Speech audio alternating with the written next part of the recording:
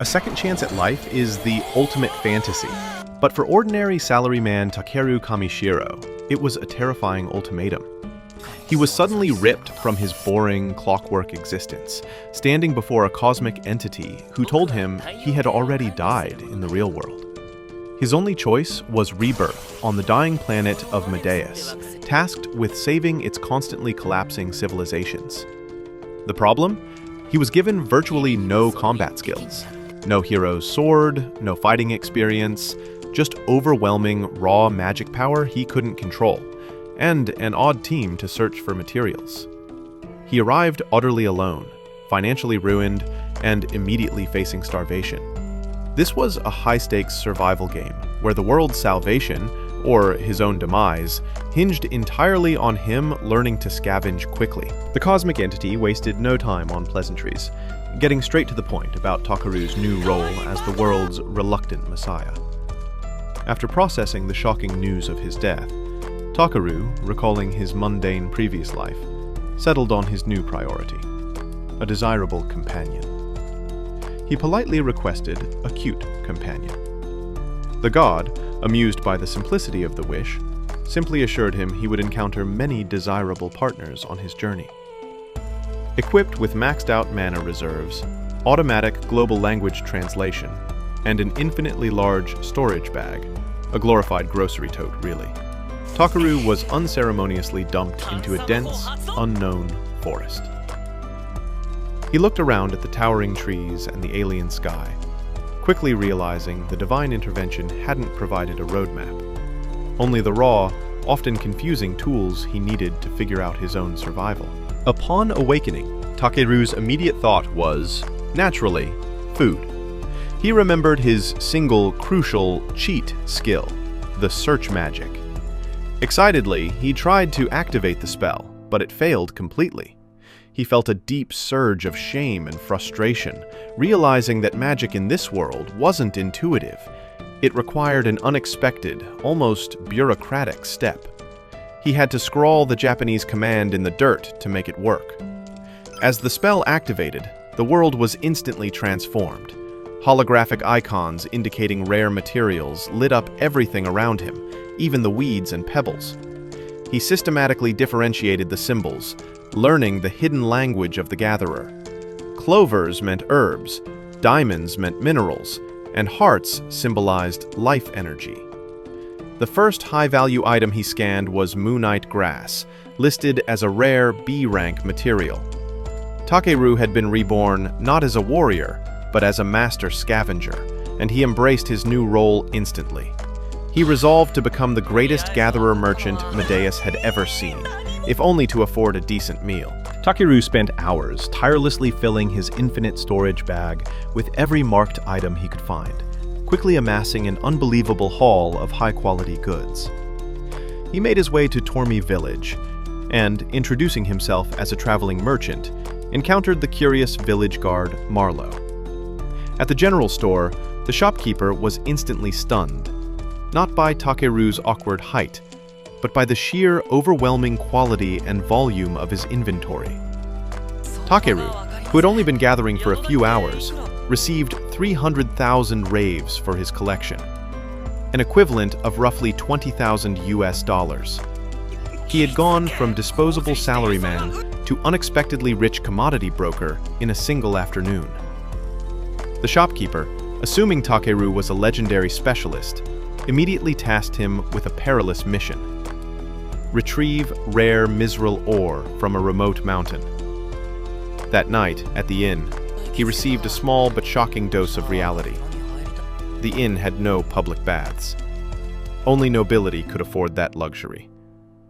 Takeru, a man now capable of cosmic feats, was forced to settle for a simple cleansing spell, his dignity permanently wounded by the lack of a proper soak. Takeru's quest led him deep into the feared forest of ancient dragons. He noticed the strange, unsettling absence of monsters. Perhaps they were scared of his power, or maybe the rumors were simply false. Pushing onward, he suddenly lost his footing on a treacherous slope and fell into a deep cave entrance. Landing safely thanks to his magic, he continued his search for the Misral. but instead made a much grimmer discovery. The skeleton of Belria Fend. The fallen warrior had succumbed here, and Takeru found a simple necklace and a heartbreaking letter from the man's family, pleading for him to return home before it was too late. It was a tragic, sobering moment, showing Takeru that the quiet, desperate dangers of this new world were just as deadly as the mythical ones. Takeru honored the dead, digging a proper grave and saying a prayer, acknowledging the anonymous sacrifice. Before resting, he mixed scavenged materials into a makeshift Takeru's soup that, against all odds, was surprisingly delicious, proving his gathering skills extended to cooking. Deeper inside the cave, the environment grew unstable. Takeru successfully located the first deposits of the requested Mizril ore, gathering a small but valuable amount. But the earth began to shake violently, rumbling with escalating intensity. Ignoring the clear danger, Takeru pressed on, driven solely by the promise of more valuable loot and the need to complete his quest. That's when he stumbled upon it, a pool of water that glowed faintly, the purest and cleanest he had ever seen in either world. Scanning it, he found the frightening truth. It was SS-rank underground magic element water, and it was explicitly listed as belonging to the ancient dragon of the underworld. Despite the clear warning, Takeru, driven by foolhardy overconfidence, couldn't resist the draw of the high-ranked material. He took a drink. This action was his immediate undoing. His massive, unstable mana reserves flared violently upon contact with the sacred water, instantly awakening the beast from its deep slumber. A terrifying, earth-shaking scream echoed, and the colossal dragon, Voldius, emerged from the pool's depths in a torrent of ancient magic, demanding to know who dared disturb his sacred domain. Takeru reacted instinctively, dropping to the ground in a deep bow, a habit drilled into him from 20 years of apologizing to his boss. He apologized profusely, explaining he was merely a gatherer. The dragon, however, was not concerned with politeness. He was shocked by Takeru's sheer amount of mana, noting it was on par with his own. Voldius then made a stunning, transactional request. His child's egg would not hatch because it was tainted by miasma, and he needed Takeru to use his unique, clean mana to save it. The reward for this terrifying task was the rest of the Mizril ore Takeru came for. Takeru agreed, but his attempt to heat the egg with his power caused a sudden, violent explosion of pure magic. He was overwhelmed and fell into the water, briefly losing consciousness. In that instant of darkness, a second deity appeared, a universal middle manager, who angrily noted that Takeru, by involving himself with the dragon, had fundamentally broken the balance of Medeus already. Takeru was nearly erased by the sheer force of the resulting chaos, facing a second death just moments after starting his new life. Takeru awoke, sputtering for breath, relieved to see Voldius still there. More importantly, the egg had hatched. A tiny, dirty baby dragon suddenly bounded onto him, licking his face. And it was dirty. Voldius, explaining that Takeru was the stronger parent and the baby had imprinted on his mana, declared the baby was now his to raise, fulfilling Takeru's wish for a cute companion. The dragon, whom Takeru affectionately named B, was now his ward. Voldius then gave Takeru the promised Mizril ore and retreated back into his pool, instructing Takeru to leave. The salaryman, who began with nothing but a search function, had now accidentally formed the most shocking contract in the world of Medeus. He left the ancient forest not with a sword, but with a literal mythical beast in tow. The greatest threat now wasn't monsters or starvation, but figuring out how the world's quietest gatherer could possibly keep a baby dragon a secret in Tormi Village. Takeru and B finally exited the ancient dragon's cave just as the sun was setting. B, seeing the world outside for the first time, zipped around happily, vibrating with pure, unadulterated energy. Takeru knew they had limited daylight left, so he quickly decided to set up a temporary camp nearby. His first priority was B. He filled a glass with the magical lake water, the special tonic the ancient dragon, Voldius, had magically linked to Takeru's inventory. This water was absolutely necessary for B's growth, feeding her rare status. She quickly finished the first glass, and then, in a truly surprising moment of maturity, she kindly handed the full glass back to Takeru, wanting him to drink the nutritious water too. Takeru, the supposed weak gatherer, reluctantly took a drink. Next, Takeru focused on defense and comfort. He used his own mana to instantly generate rare magic stones to create a barrier, skipping the lengthy hassle of speaking full spells out loud. He knew magic stones were considered incredibly rare in this world, a shame he didn't need any of the scarcity. He concentrated heat magic and created a controlled flame stone for cooking. With the fire ready, Takeru began preparing a hearty meat stew. B started drooling uncontrollably at the sight of the food. Takeru decided she should be able to handle solid food now and poured her a bowl. He warned her it was too hot, but the little dragon simply ignored the warning, guzzling the stew down quickly. Predictably, she burned her tongue, a truly dignified and pathetic display for a mythical creature. Takeru had to sigh, taking the bowl and gently blowing on the stew to cool it down. As B drifted off, Takeru found her utterly adorable. He checked her stats, confirming she was already at a terrifying B rank with seriously impressive natural gifts. He was shocked, but decided that no matter how strong she became, B was still a child who needed guidance. He started lecturing her on being careful and listening, but B, too sleepy, simply snored right through his speech. Takeru was left to ponder if he had been given an overpowered kid who literally ignores him. With the night peaceful, Takeru knew that morning would bring new challenges, and the next morning, things got aggressive. The next day, Takeru climbed the cliff he had fallen from, reaching the perimeter of the forest. The area had strangely transformed. As B began exploring, a strange, primal tingling hit Takeru, and B came flying back, visibly terrified. His radar interface lit up with a flurry of monster pointers. He realized his monster-repelling, bad smell must have finally been washed away. He wasn't worried, though. Fighting meant getting valuable materials and fresh meat. The danger wasn't just lurking in the trees. A C-rank rock falcon suddenly appeared, swooping down behind him. B was terrified, but Takeru dismissed the predator as a cute ingredient. As he read the monster's description, he noted its meat was tasty. Right, fine then. That was reason enough. He instantly created a powerful magic shield, then shot razor-sharp ice spikes, bringing it down instantly. One new ingredient secured. But B pointed to the forest, where more monsters were emerging, a pack of vile wolves with snakes for tails. Takeru knew he had to face them in close combat. He quickly cast enchantment spells to make his body lighter and faster. He reinforced his entire body with defensive magic. When the first wolf lunged, he dodged it effortlessly, then landed a decisive, ultra-hard kick to the wolf's head that instantly eliminated the creature. The other wolves were too slow for his enchanted speed. Takeru systematically took them all out using powerful, swift kicks. He collected the valuable meat and materials, but then spotted even more creatures coming. He was profoundly annoyed now. He couldn't keep fighting an endless tide forever, as much as he enjoyed the quick, satisfying exercise. Just when he thought the brutal forest fight was over, the onslaught still wouldn't let them go. The sheer number of monsters was reaching overwhelming levels. They needed to move, and they needed to move fast. B, seeing his frustration, decided to help, trying to fly him out while carrying him. Takeru thought the little dragon couldn't possibly manage, but B used her amazing power to lift him up. Takeru tried to assist her by casting a spell to greatly reduce his own weight, but he helped too much.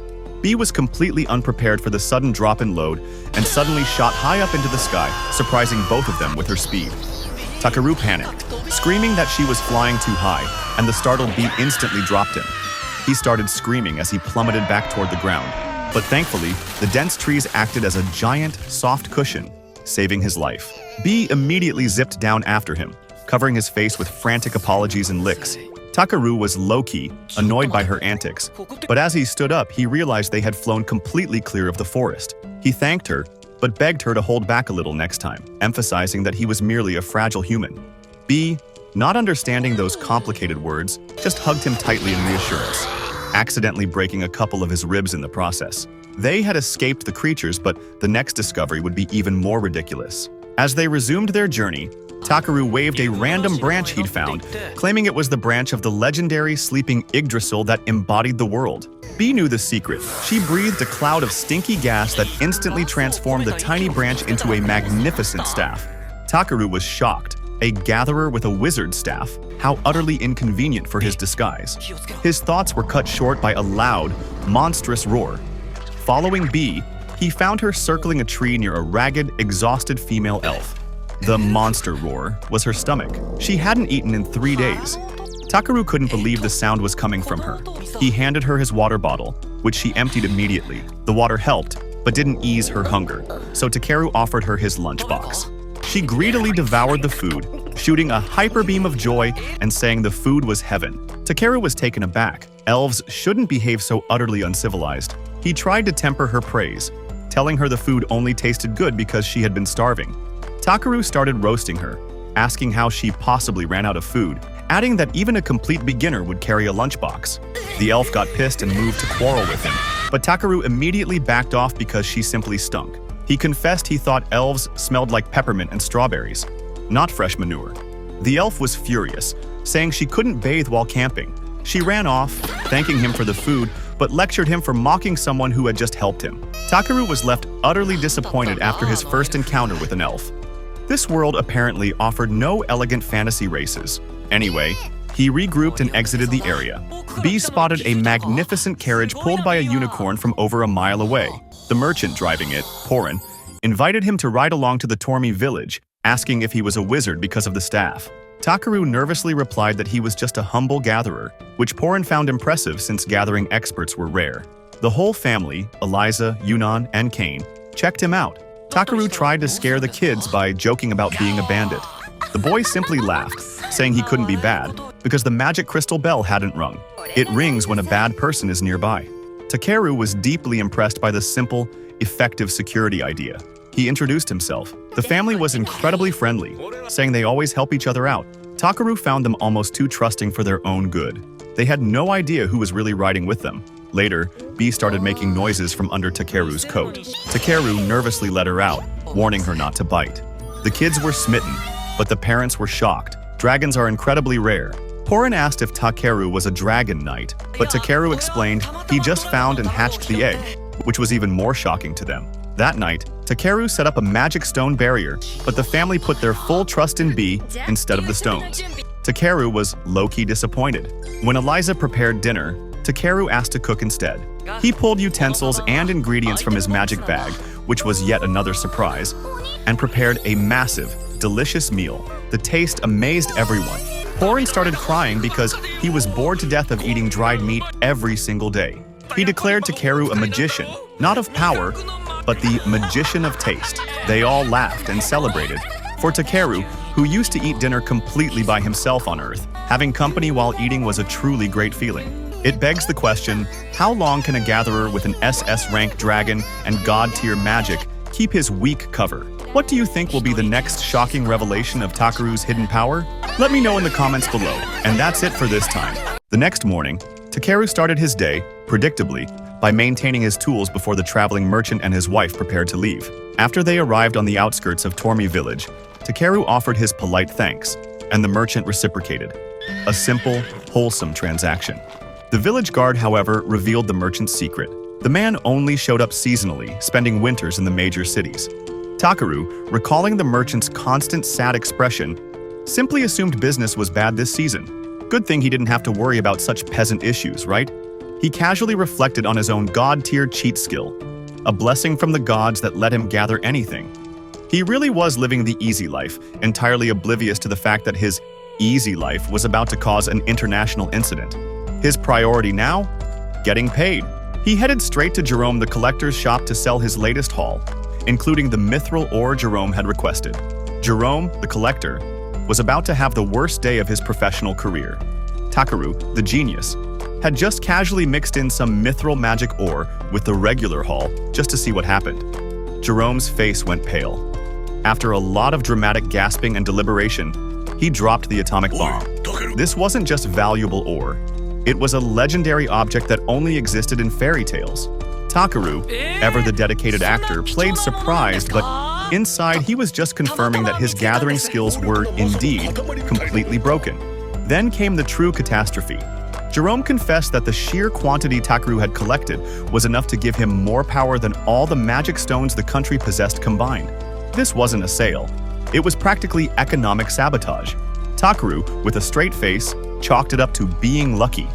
Jerome, understandably, didn't believe a word of it, recognizing Takeru as a world-class prodigy. But the man was weird. Jerome found it utterly baffling how Takeru had such massive power, yet such a shocking lack of common sense. His urgent advice? Get out of this backwater and go straight to Belkheim City. That was where Takeru could finally achieve the fame and success commensurate with his completely unbelievable, accidental genius. So what did the man with the key to global dominance do next? He went back to the inn to read an encyclopedia, because he genuinely didn't know what an adventurer's guild was. The guy who could trip over a legendary artifact daily was trying to figure out the concept of a job board. Priorities, folks. After his brief study session, he decided to join the guild, because how else do you make money while traveling this beautiful world? First, though, he had to take care of the villagers. He hosted a huge feast using the meat from the monsters he'd casually subjugated, instantly cementing himself as the town hero. His departure the next day was genuinely emotional. The lady at the seasoning shop nearly cried, packing him enough food to last the month-long journey to Belkheim. Back at the inn, Takeru revealed the biggest piece of hidden drama. He still had the mithril magic ore. Jerome hadn't bought it. B, the tiny dragon companion, went into deep thought about the priceless artifact, but quickly gave up and went to sleep. A perfectly reasonable response to such a complex topic. Takeru, however, came to a decision that only someone with unlimited wealth could conceive. He would use this invaluable, kingdom-altering material to make a little trinket for his kind villagers. Takeru's idea was breathtakingly simple and fiscally insane. He would use the legendary mithril magic ore to infuse an ordinary oil lamp with magic. On his very first try, naturally, he succeeded. The next morning, as the villagers bid him a tearful farewell, Takeru presented his humble, life-changing gift to the guard. He explained that this lamp would create an invisible barrier to keep people with ill intentions out of the village. It was the ultimate, priceless security system, crafted from the world's most sought-after material, all because he was feeling a little grateful. The villagers were hesitant, realizing this was a major magical artifact, but Takeru insisted, declaring this place his home. He didn't linger. He didn't stay to watch the tears or hear the overwhelming gratitude. He quite literally dashed away from the village with B, avoiding the sentimentality like a level 99 raid boss avoids a low-level grunt. He left behind a piece of his limitless power to protect a place he barely knew. On the road to Belkheim, Takeru felt things were too quiet, too calm. He had, of course, just jinxed the situation. Moments later, a giant creature blocked the path. Takeru's first move? Scanning it. His conclusion? Forget the threat level, the crab was edible. This was quite clearly the only data point that mattered. He prepared to attack, but B wasn't having it. The tiny dragon flew up and unleashed an echo so loud, so concussive, it instantly obliterated the giant crab's ears, killing it right on the spot. Takeru was genuinely shocked. He hadn't known his pet had such a shocking hidden skill. Just as he prepared to harvest the surprisingly tasty-looking loot, several more crabs emerged, violating the laws of crustacean travel by charging straight ahead. B grabbed Takeru and flew them clear as the enemy crabs slammed into each other, two dying from the sheer force of the collision. Takeru quickly finished the last one with a simple stick. They immediately went into culinary mode, setting up a gigantic pot and using Takeru's hardened hand to slice the crab. The taste, predictably, was amazing. Takeru and B renewed their unique, food-focused bond. Finally, they spotted the colossal walls of Belkheim, the city of commerce. Takeru was amazed by the sheer scale of the place.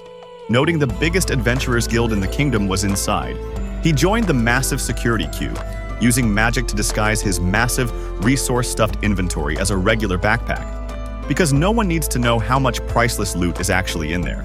He hid B inside the bag before stepping into the inspection hall. When the guard checked his bag and found nothing, Takeru stated his occupation, gatherer. He had to be scanned by the Aval, an item that reveals a person's intentions.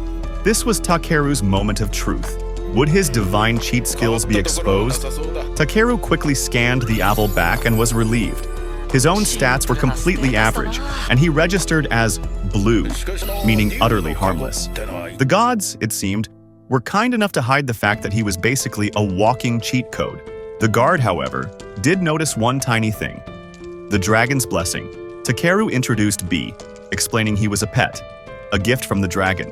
The guard, mildly annoyed but accepting, allowed him to pass after seeing a bangle as proof of ownership. Takeru stepped outside, eyes wide at the bustling streets, and quickly found the guild. Inside, the receptionist, Ariana, looked utterly overwhelmed, which was a nice welcome. Takeru cut straight to registering as an adventurer.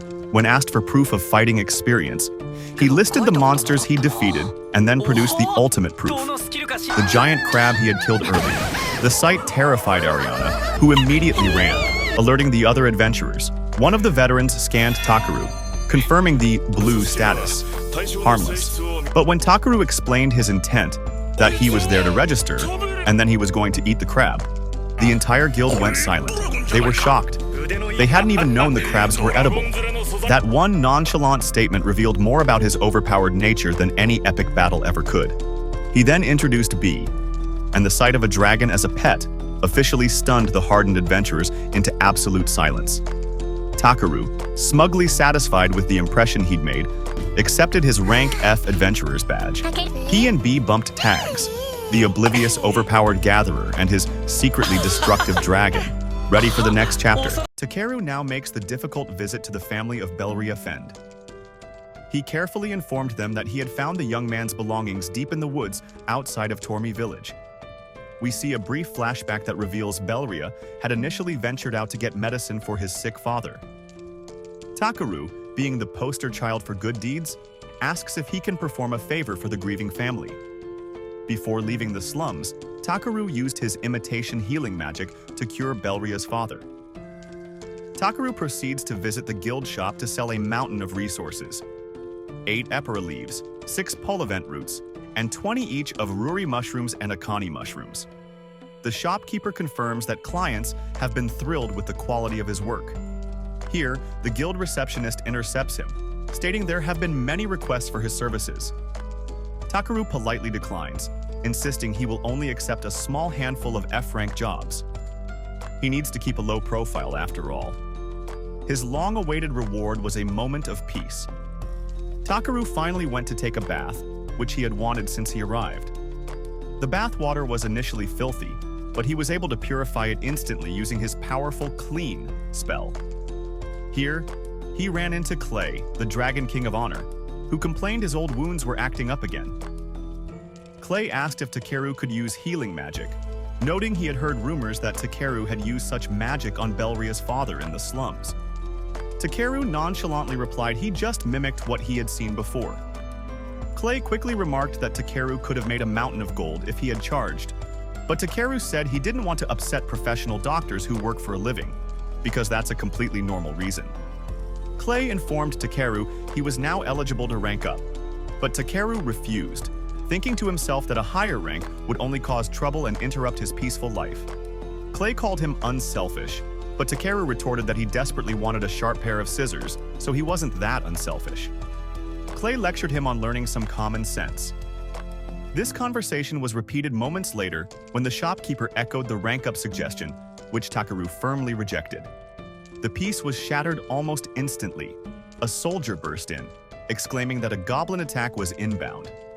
The guild instantly rose to action, planning to gather everyone rank D and higher to fight off the impending threat. The organizer asked Mezueli, the receptionist, if any rank A adventurers were around. She sadly confirmed the regulars were away, though Clay was present. Takeru wisely tried to pull an Irish exit, reasoning that being F rank made the problem literally not his business. Unfortunately, the organizer caught him sneaking away and ordered him to join the mission. They received their briefing. The Goblin front line was starting in the southwest of Stavlov Plains and was predicted to push northeast toward the main gates of Belkam. The adventurers were to stop the horde before they crossed the Zalwes River. The entire group acted like a poorly coached sports team, and Takeru felt distinctly out of place, like a liberal arts student thrown into a rugby match.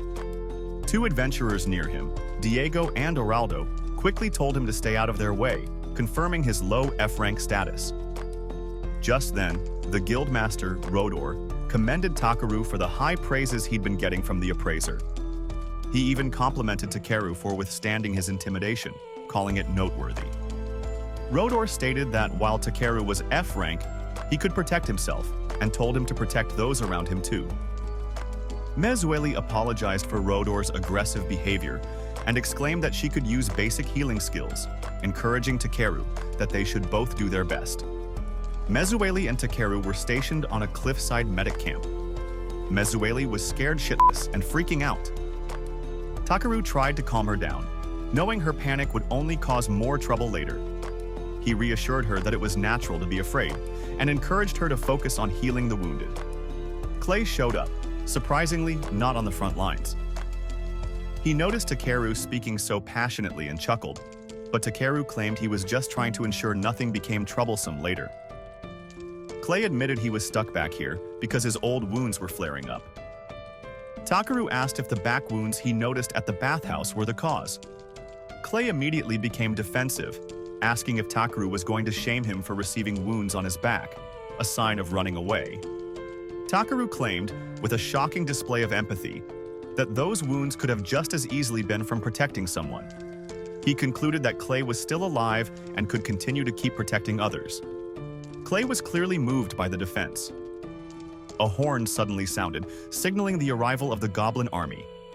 Clay departed, heading to the front line against Takeru's protest, swearing to protect everyone even if it broke his body.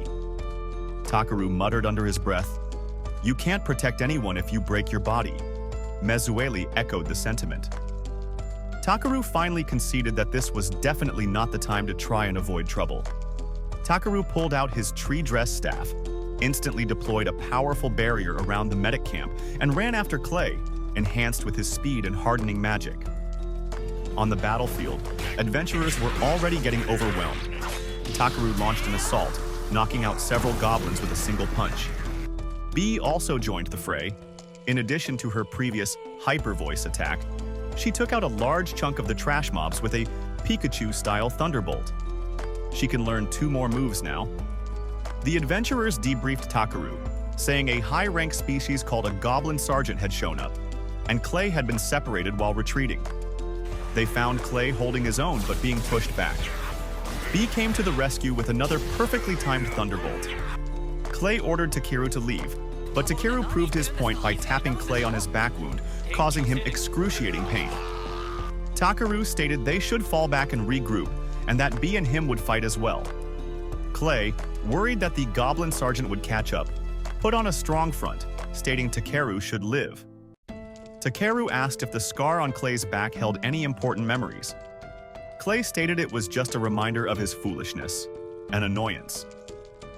While B was having fun toasting the trash mobs, Takeru tossed his staff to B, pulled out the ancient dragon's water, and splashed it on Clay, immediately following up with the incantation, Reta Furious. Clay was instantly healed and transformed into an advanced draconic species, a Dragonewt, looking remarkably like Voldius. The Dragonewt Clay proceeded to decimate the rest of the mobs and the Goblin Sergeant alike. Guildmaster Rodor showed up, witnessing the lingering chaotic magic in the air. Rodor immediately asked Takeru if he was responsible for releasing Clay's power, and if Takeru was the one casting strong spells and lightning strikes everywhere. Takeru thought to himself that Rodor must be confusing B's attacks with his own magic. Takeru paused, then confirmed, "Yes, I am the one who released his power." Rodor's demeanor instantly shifted. He dropped all pretenses and asked Takeru point blank, "What exactly are you?" Takeru calmly replied he was just an F-rank adventurer who happened to be good at gathering. Rodor, sensing Takeru wouldn't reveal more, promised him a reward. Back at the inn, Clay had returned to his normal form, but claimed he still felt something fiery inside and demanded an explanation from Takeru. Takeru, with trademark nonchalance, explained he had just splashed some SS rank element water on him and cast Reta Furious. He explained he got the water from B's parent, an ancient dragon. Clay was confused about the healing spell. Takeru explained he just imitated what he knew, saying healing magic works better when imagining how the body is made. He noted Clay had a lot of important nerves on his back, which greatly enhanced the effect. Clay, feeling overwhelmed, asked who Takeru really was. Takeru decided to tell him everything while B cuddled adorably with his cloak. Clay, processing the crazier things that happened that day, decided to believe it. He then talked about his earlier transformation, calling the state a Dragonewt, a power his ancient ancestors held. He was proud but scared. Takeru advised Clay not to get too excited to prevent the next transformation. Clay, rightfully so, stated that Takeru truly lacks common sense and decided it was his turn to give Takeru a lecture. Back in the village, everything had returned to normal. Takeru decided to do some window shopping, probably for those sharp scissors of his, and meets a cat beast woman who asks if she can help. Takeru meets the energetic catwoman apprentice, Rebel, and asks about scissors. She confirms they don't sell them, but upon learning Takeru is the famous materials gatherer, she offers a potential solution. She explains that their master, a talented blacksmith, might help him in exchange for a very small, difficult procurement. Inside, Takeru is suitably impressed by the craftsman. Ribble, dreaming of forging a hero's sword, pitches her exchange idea to the boss, Grallis. Grallis, ever the voice of caution, immediately rejects it. Ribble insists, citing the dwindling Ildrite ore supply and a tight deadline. Grallis counters that the Ryuhai mine is overrun by demons after an earthquake and is far too dangerous for their talented new recruit. What a concerned boss. Ribble, recognizing the sheer scope of the task, tells Takeru to forget the whole thing. Takeru, whose sense of self-preservation is clearly optional, asks the astonishing question, "If I get the impossible ore for you, will you forge a custom pair of gathering scissors that only I can use?" Grallis is speechless, which is understandable. Takeru then whips out a giant crab claw from a previously slain monster, proving he is, in fact, terrifyingly capable. The deal is sealed, and Takeru has leveraged a Rank A risk for a pair of customized cutting tools. Takeru and B head west by wagon toward the Ryuhai mine. His travel buddies chatter about recent mountain weirdness, poisonous herbs suddenly dying, disturbances in the White Tree Forest, all of which Takeru completely fails to connect to his own slight misuse of world-altering magic. At a horse dealer, they encounter the infamous Stinky Elf Friend demanding a magnificent steed, only to be offered a large white raven. The stable master patiently explains that here, horse is a term of convenience for anything that hauls cargo. The elf, mortified and audibly starving, departs, heading toward Vosrael. Takeru, spotting an opportunity for his beloved Moon Knight grass, slips away to gather. Sure enough, the elf's monstrous stomach growl leads him right to her. After providing water and food, Takeru makes a snap decision. He quickly hits her with a clean spell before she can get close enough to ruin his mental image of elves forever. The now clean elf, Velvareda Brolite, insists that as an elf she must repay the favor. Takeru suggests she could be his bodyguard, because he desperately needs one, obviously. Brolite accepts, officially joining the team. Her first contributions to the gathering effort: a plain rock, some feces, and a poisonous mushroom. Ah, she's like B, Takeru kindly notes. Brolite then proceeds to showcase her actual value, effortlessly ripping out an entire tree trunk and slicing it into firewood using her Rank A Sylph Jambia. Later, Brolite reveals she's traveling to Vosrael to find a legendary white Pegasus for her sister, Lutakara. The party happily retires for the night, only to discover Brolite possesses a second equally impressive ability: extremely loud snoring. The sleep-deprived party arrives at the city. While dining at an inn, they are discussing Brolite's acquaintance, the honorary Dragon King, when Clayston, materializes behind them. Clay immediately launches into a well-deserved lecture on Takeru taking quests far above his rank. Takeru proudly explains the scissors deal. Clay, in disbelief, states that Takeru's lack of common sense always astonishes him. Naturally, Clay invites himself along, reasoning that gaining a blacksmith favor is the perfect chance to get his spear modified. So Takeru's party is complete: a dragon, a very loud elf, and a nagging old samurai. At the gates of the Dwarven Kingdom, Clay simply speaks to the guards, and the whole party is immediately ushered past a massive queue for an audience with the king. Takeru learns the truth. Clay is the legendary hero who freed the kingdom from the Demon King, Thunder King Zengum. And yes, there is a giant statue of him. Upon meeting the king, Clay complains about his statue, showcasing their friendly relationship. Takeru hands over a letter from Grusus. The king explains the gravity of the demon situation. Clay casually volunteers himself and Brolight to escort Takeru, gaining permission for the gathering quest and an extra assignment: investigate the overall status of the mine. At the mine entrance, Guide Zambo leads the team into the dark depths. Inside, Takeru gives a masterclass in not taking anything seriously, effortlessly dual casting light and read to illuminate the path while also mapping the tunnels. His new elite party members are suitably impressed by his casual genius. Takeru ignores them, using his search feature to note that the visible ore is low grade. The party is promptly ambushed by spiders. Clay is forced to leap into battle, eliminating one, while Takeru manages to paralyze another with stop motion, allowing Brolight to finish the job. Deeper in, Takeru's search finally hits gold. He uses a series of precision spells to procure the material. It's not the requested Ildra ore, but Ildrite, a stunningly rare, crystalline, rank A material that Clay confirms is virtually a magic stone. The moment of triumph is interrupted when B shouts that something is coming. Takeru, abandoning all pretense of being a sensible human, starts to drool as he identifies his next meal, yet another giant crab creature, and eagerly prepares for battle. The air crackled with excitement. Takeru and B were ecstatic, staring down the massive crustacean.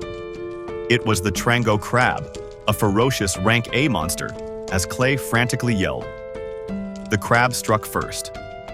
Clay immediately called for teamwork, but Takeru flatly refused. "This is my main dish tonight," he declared.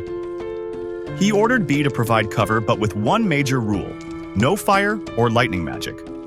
Takeru then activated quick and reduction magic on his limbs and charged. B blasted the area with hyper voice. Takeru landed a clean strike with his staff, and it had no effect. Thinking fast, B used Ice Beam to immobilize the crab. Takeru quickly used Scan, finding the monster's vulnerability, its joints. He then unleashed Ice Needles, freezing the huge crab solid.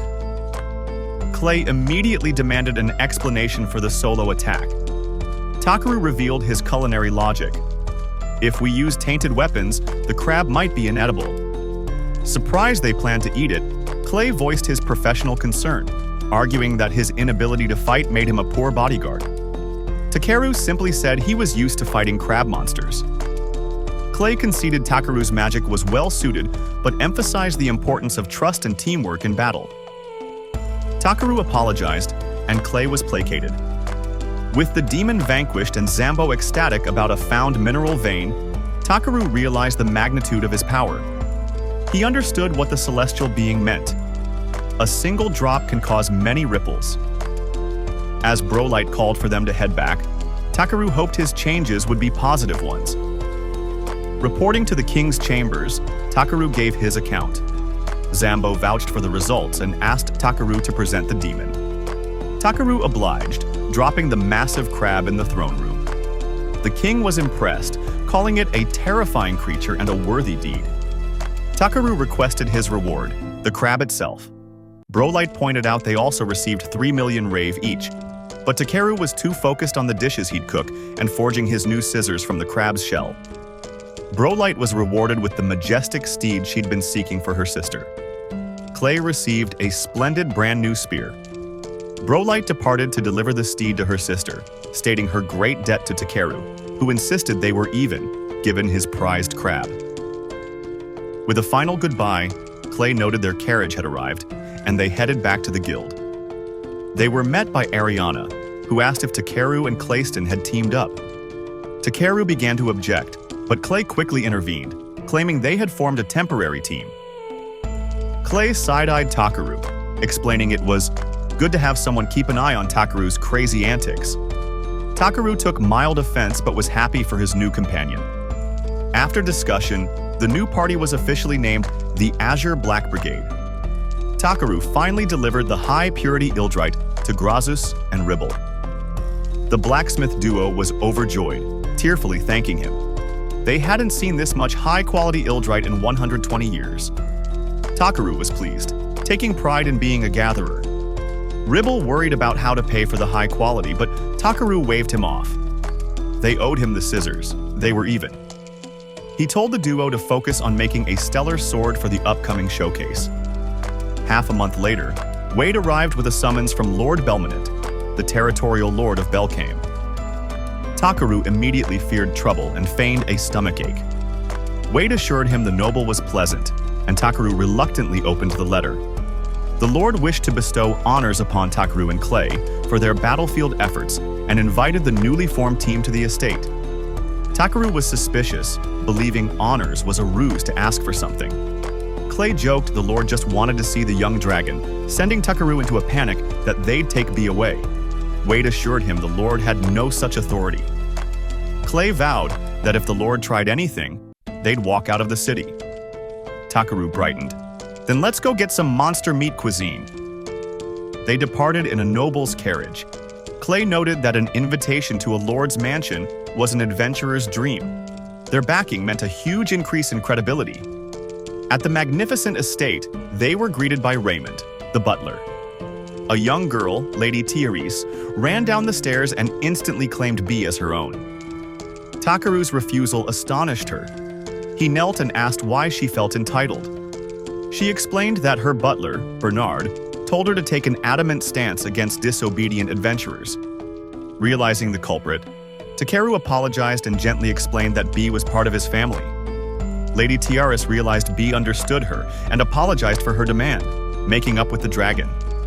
She then explained she wanted a dragon because it was important to her mother. Lord Lucelvac entered, handsome and formal. They retired to the living room, and the lord apologized for his daughter. Clay cut to the chase. Why were they brought here? Lord Belmonent confessed he had a request concerning his wife, Lady Muleteria. She had been bedridden for 6 months. Rumors of Takeru's healing, specifically curing a frail tenant, had reached the manor. He begged Takeru to save his wife. Takeru hesitated, worried about his unstable power. He mentioned that Thierese had wanted a cute dragon to lift her mother's spirits before returning to school. The sentiment moved Clay, who began tearing up, attempting to guilt-trip Takeru into accepting. B joined the tearful plea. Though Takeru feared a single wrong move could spell disaster, he agreed to at least take a look. Lord Belmonent went to explain the situation to his wife. Takeru asked if he could brighten the room but was refused. The lady was sensitive to sunlight. Takeru walked over and performed a scan. He saw she was riddled with illnesses, but most crucially, Iver poisoning. Clay was confused. Takeru explained the final hurdle. Trust. Could the Lord's family truly place their faith in a random adventurer? Lady Muleteria stated she would trust her husband's decision. Lord Belmonent gave his full endorsement and Takeru accepted the job. And that's it for this episode. Please like and subscribe for more recaps and top 10s, and see you next time.